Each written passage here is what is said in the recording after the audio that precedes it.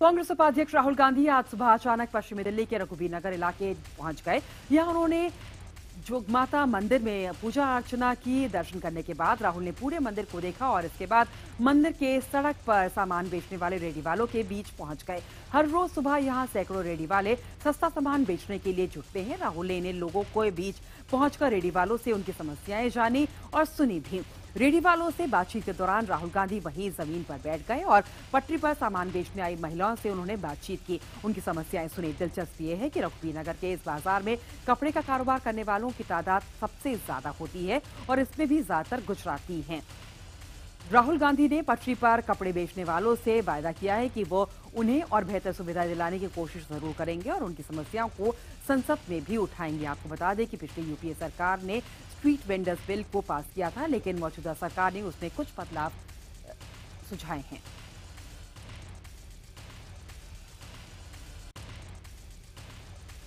यहाँ पहले इनके पास शेड हुआ करते थे, वो शेड छीन लिए गए हैं।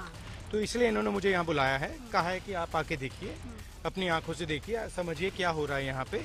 बातचीत की है, समझाया है, इसीलिए मैं यहाँ आया हूँ। राहुल जी, यहाँ पे नहीं, ये गुजराती समाज का मतलब सोसाइटी है।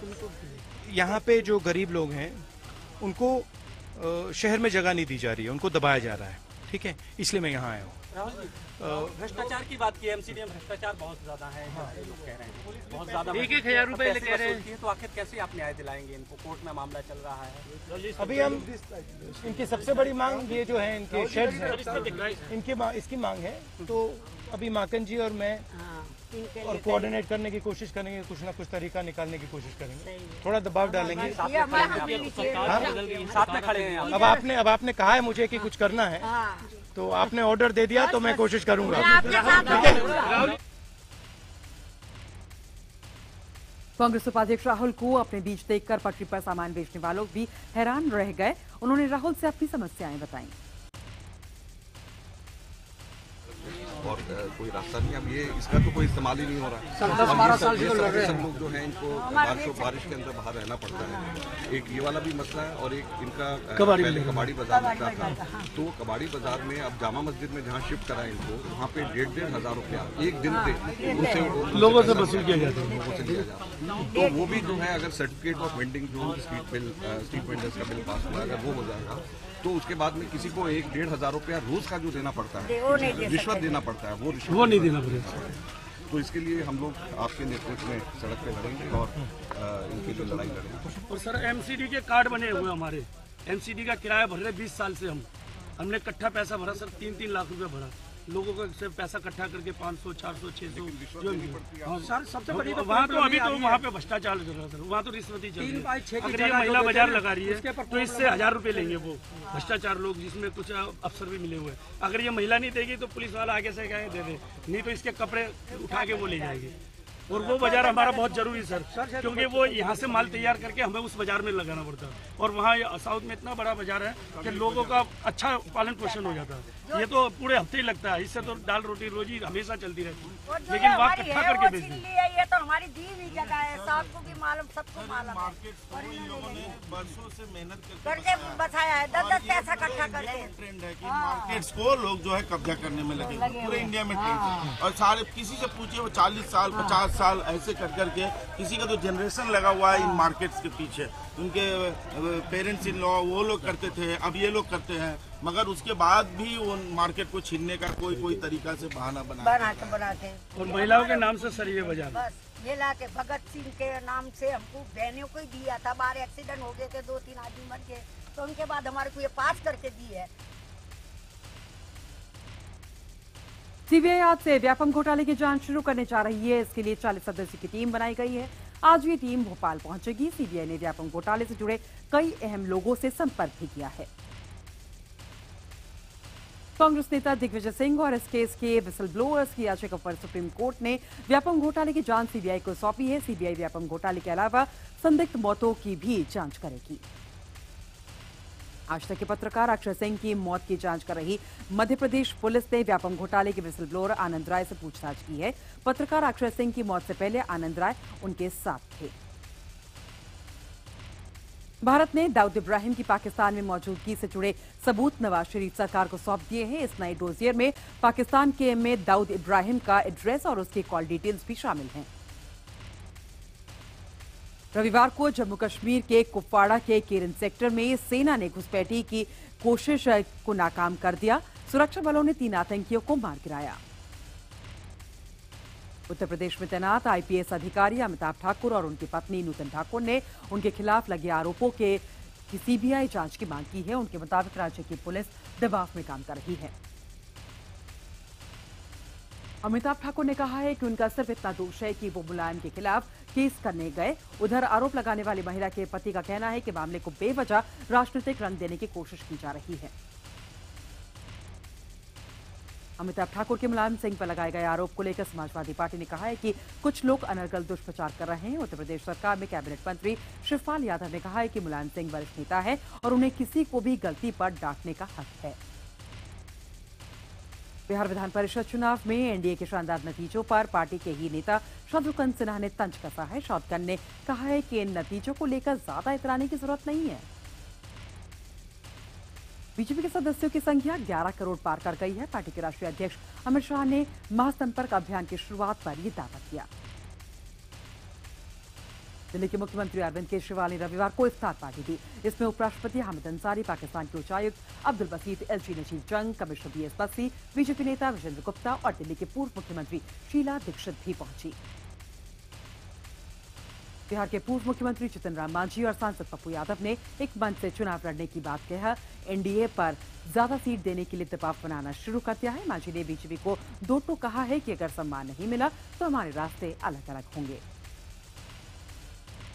दोनों नेताओं के दलों के बीच गठबंधन हुआ गया, विलय होगा, इस पर फैसला 20 जुलाई के बाद होगा।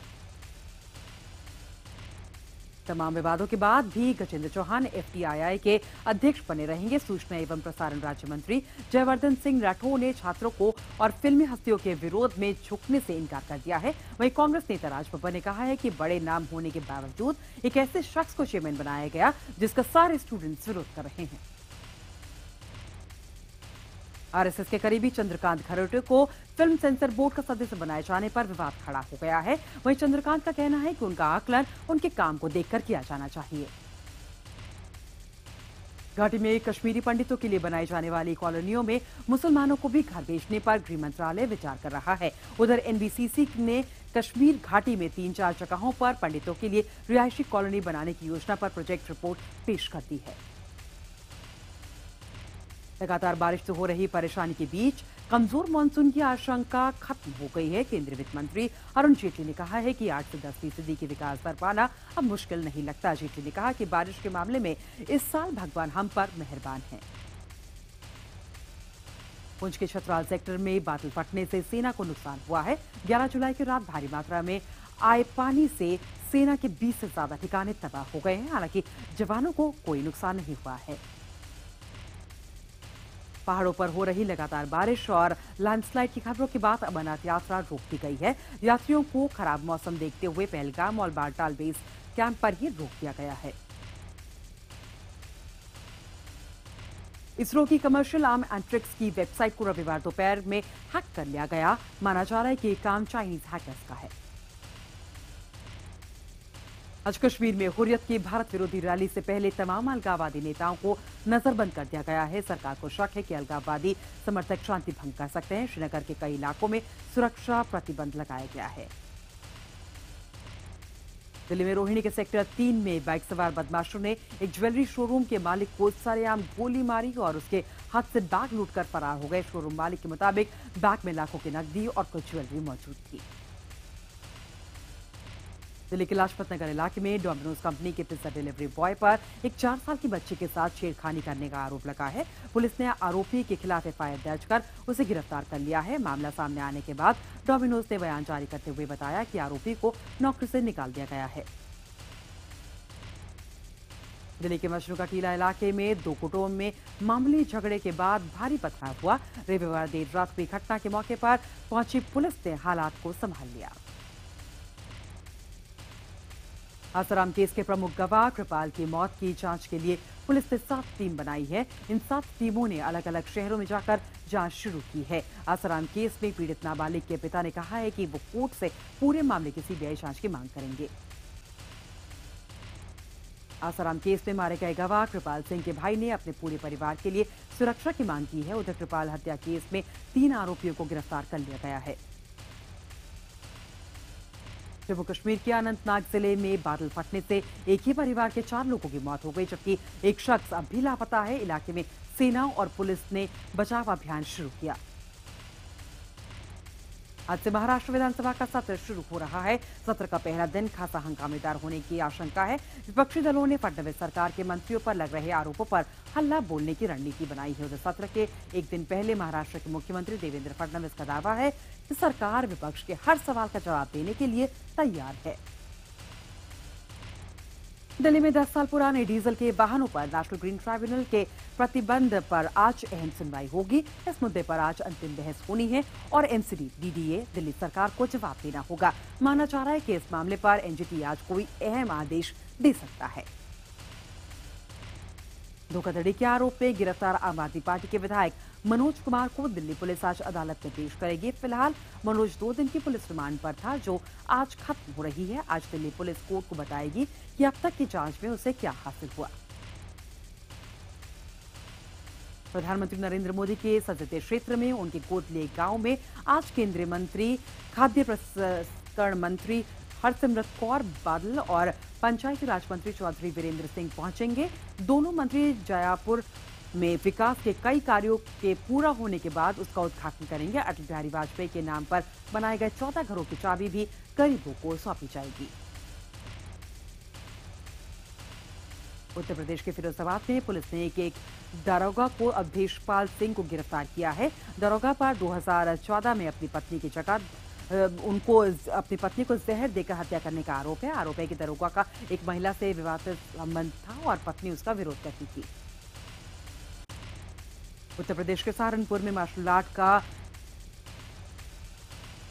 International gold medalist Praveen Saini तंगहाली में जीवन जीने के लिए मजबूर है। वो सब्जी बेचकर अपने परिवार का पालन पोषण कर रहा है।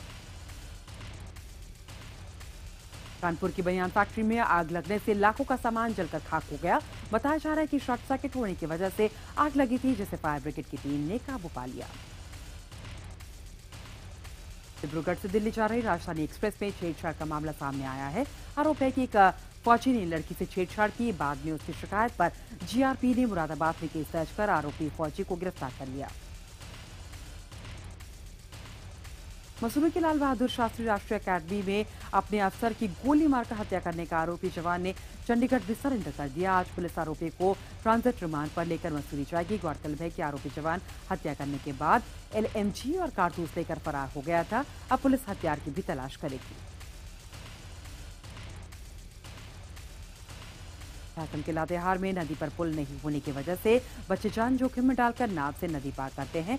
नाव पर क्षमता से अधिक लोगों की सवारी से खतरा बरकरार रहता है। सवाईमाधोपुर पुलिस ने नोएडा से भागी 3 नाबालिग लड़कियों को बरामद किया है। ये तीनों लड़कियां परिवार को बगैर बताए मुंबई के लिए निकल गई थी, लेकिन सवाईमाधोपुर रेलवे स्टेशन पर उतर गई। रेलवे स्टेशन पर तैनात पुलिस वालों का जब शक हुआ तो उन्होंने पूछताछ की तो लड़कियों ने हकीकत बता दी। हिमाचल प्रदेश के धर्मशाला में एक अमेरिकी महिला की लाश मिली है। होटल से 3-4 दिन तक बाहर नहीं आने के बाद लोगों ने पुलिस को जानकारी दी। मौत के कारणों का अभी तक पता नहीं चल पाया है। विंबलडन में एक बार फिर लियांडर पेस ने कमाल कर दिया है। पेस ने अपनी जोड़ीदार मार्टिना हिंगिस के साथ मिलकर मिक्स डबल्स का खिताब अपने नाम कर लिया। पेस और मार्टिना की जोड़ी ने 3 सेटों के मुकाबले में 6-1, 6-1 से जीत दर्ज की। भारत के युवा टेनिस खिलाड़ी सुमित नागल ने भी विंबलडन में बेजोड़ प्रदर्शन करते हुए वियतनाम के अपने जोड़ीदार हुआंग ली के साथ मिलकर जूनियर मेंस डबल का खिताब जीत लिया। 17 साल के नांगल और हुआंग ली की जोड़ी ने फाइनल मुकाबले में अमेरिका और जापान के खिलाड़ियों से जोड़ी को 7-6, 6-4 से हरा दिया। विंबलडन में महिलाओं का डबल्स खिताब जीतने पर सानिया मिर्जा और उनकी जोड़ीदार मार्टिना हिंगिस को बधाई देने वालों का तांता लगा गया है। सानिया ने कहा है कि उनकी ये जीत अगर भारत में लड़कियों को प्रेरणा देगी तो उन्हें खुशी होगी। दूसरे वनडे में भारत ने जिम्बाब्वे को 62 रनों से हरा दिया। इस तरह वनडे सीरीज पर भारत ने कब्जा कर लिया है। टीम इंडिया के 272 रनों का पीछा करने उतरी जिम्बाब्वे की टीम 209 रनों पर सिमट गई। भारत के लिए भुवनेश्वर कुमार ने सर्वाधिक 4 विकेट लिए। 18 जुलाई से शुरू होने वाले प्रो कबड्डी लीग 2015 का टाइटल ट्रैक अब की बार खुद बिग बी अमिताभ बच्चन ने गाया है। लेपांग नाम के इस टाइटल ट्रैक में अमिताभ बच्चन पूरी मस्ती के साथ गाना गाते हुए नजर आ रहे हैं। शाहिद कपूर और मीरा राजपूत की शादी का रिसेप्शन रविवार को मुंबई के लोअर परेल के पेलोडियम होटल में हुआ। अपने रिसेप्शन में शाहिद कपूर और मीरा मीडिया से रूबरू हुए और नए कपल को बधाई देने के लिए पार्टी में जेनेलिया डिसूजा, श्रद्धा कपूर, दिया मिर्जा, प्रीति जिंटा, आलिया भट्ट के अलावा अनिल कपूर, सोनम कपूर, अर्जुन कपूर, अनुराग कश्यप समेत कई हस्तियों ने शिरकत की। फिल्म बाहुबली ने पहले दिन 50 करोड़ रुपए का कलेक्शन कर भले ही बॉक्स ऑफिस के सारे रिकॉर्ड तोड़ दिए हैं, लेकिन इस फिल्म पर हॉलीवुड की फिल्म को कॉपी करने का आरोप भी लगा है। बिहार की एक अदालत ने फिल्म मोहल्ला 80 के अभिनेता सनी देओल, फिल्म निर्देशक चंद्र प्रकाश द्विवेदी व लेखक डॉक्टर काशीनाथ सिंह के साथ अन्य के खिलाफ प्राथमिकी दर्ज करने का आदेश दिया है। आरोप है कि टीवी चैनल एवं इंटरनेट पर मोहल्ला 80 का ट्रेलर दिखाया जा रहा है। इसमें भगवान शिव एवं अन्य कई देवी देवताओं के आपत्तिजनक दृश्य दिखाए गए हैं।